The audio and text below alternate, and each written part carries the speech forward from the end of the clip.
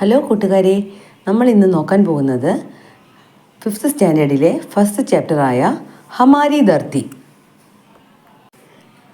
पर्यावरण संतुलित करने वृक्षों का अब फिर हो रोपण, हरी भरी कर वसुधा को लौटे सुंदर प्रकृति के आंगन. മീനിങ്: പര്യാവരണ സന്തുലിത കർണെ, നമ്മുടെ എൻവയോൺമെൻറ്റിൻ്റെ സന്തുലിതാവസ്ഥ നിയന്ത്രിച്ചുകൊണ്ട് വൃക്ഷോം കാ അബ് ഫിർ ഹോ രോപൺ, ഹരി ഭരി കർ വസുധാ കോ ലൗട്ടെ സുന്ദർ പ്രകൃതി കെ ആംഗൻ. നമ്മൾ പ്രകൃതിയുടെ സന്തുലിതാവസ്ഥ പരിപാലിച്ചുകൊണ്ട് വൃക്ഷങ്ങളെല്ലാം നട്ടുപിടിപ്പിച്ച് പ്രകൃതിയെ സുന്ദരമായ പച്ചപ്പുള്ള പ്രകൃതിയാക്കി മാറ്റിയിട്ട് നമ്മൾ അത് ആർക്ക് തിരിച്ചു നൽകണം? ഭൂമിക്ക് തന്നെ അത് തിരിച്ചു നൽകണം എന്നാണ്. പ്രകൃതിയുടെ മുറ്റത്ത് പച്ചപ്പായിട്ടുള്ള വൃക്ഷങ്ങൾ നട്ടുപിടിപ്പിച്ച് പ്രകൃതിയുടെ സന്തുലിതാവസ്ഥ പരിപാലിച്ചുകൊണ്ട് നമ്മൾ പ്രകൃതിയെ തിരിച്ച് നൽകണം, ഭൂമിക്ക് പ്രകൃതിയെ തിരിച്ച് നൽകണം എന്നാണ് കവി പാഠഭാഗത്ത് പറഞ്ഞിരിക്കുന്നത്. വസുധ മീനിങ് ഭൂമി, ആംഗൻ മുറ്റം. ഓക്കെ.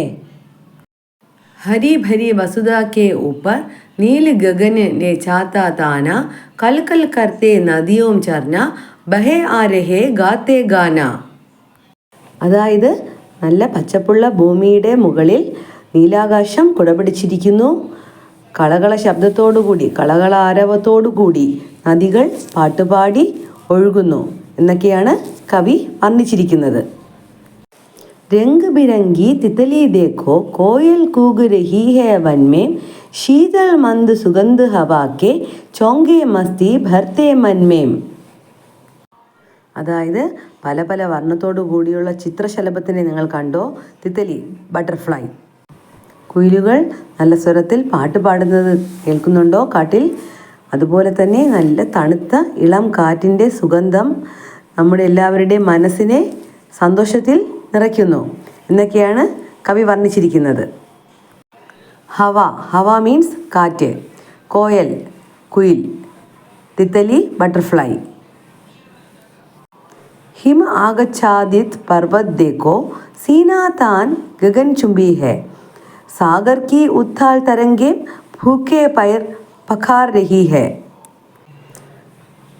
മഞ്ഞു മൂടിയ പർവ്വതം ആകാശത്തെ തൊട്ടു നിൽക്കുന്നത് കാണുന്നുണ്ടോ?